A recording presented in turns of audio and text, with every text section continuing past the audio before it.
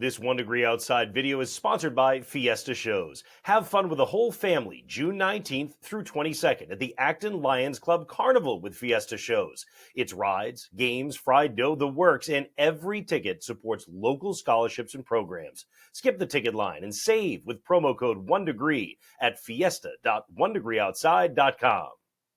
Monday, and that means pattern predictions. Look out to the next 2 weeks. Just a reminder, this is all meant to supplement our app, right? You can get the 14-day forecast right on our app. It's Noyes' 1 Degree Outside Weather on the App Store and Google Play. But you'll see the numbers there. What we like to do in this video is give you a little insight behind the forecast that goes into that, but also what you might want to watch for changes in over the coming days. First of all, look, the overall pattern looks this way. I talk about this from time to time, the 500 millibar heights. Basically, think about it like an average temperature through a deep column of the atmosphere, the cooler colors being cooler average temperature, lower heights, and the higher heights or the warmer colors is where you have warmer average temperature, right?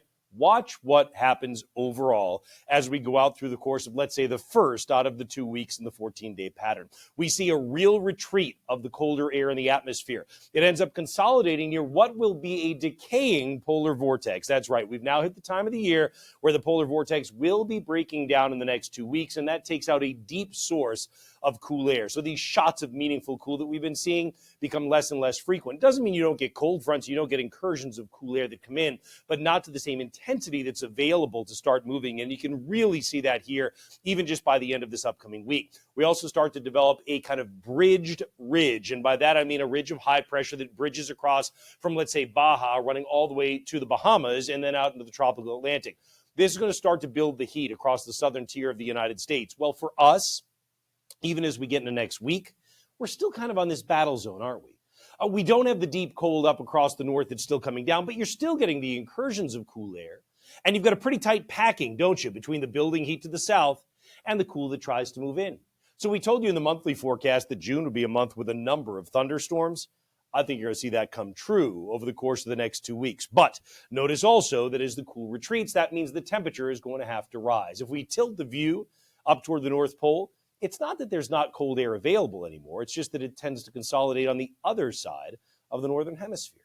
And that's why you may get thunderstorms because of the fact that the heat keeps building back and runs into these cold fronts that aren't maybe as powerful, but still enough to get the job done and crank up some storms from time to time.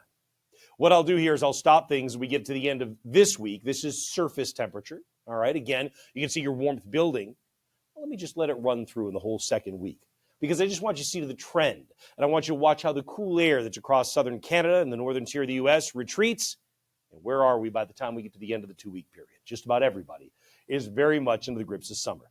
Absolutely shows up in the forecast temperatures, which again may change as we go over the course of the next week, right? But nonetheless, you can see we take some dips here as we get into the upcoming weekend, and then that's about it.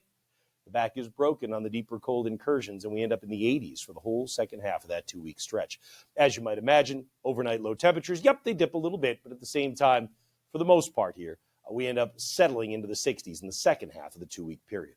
What does it mean in terms of precipitation? Probably more than normal, although in the 10-day precipitation pattern here, you're going to see that for a lot of folks here at home. This actually would be very close to normal over the next 10 days, but we have to think with that propensity for thunderstorms. And look what happened just over the last week, right? You had some spots that picked up 4 inches, 5 inches of rain, depending on where you were and if you got hit by the heavier thunderstorms or not. And when you look at the chance of precipitation, my goodness, you say outdoor plans don't look too good. Yeah, the only thing that we would say is, while that may be the case with one more round of showers that comes in this upcoming weekend, once you break into next week, a lot of this is very similar each day because it's thunderstorm driven. So what are you watching for in the 14-day on our app?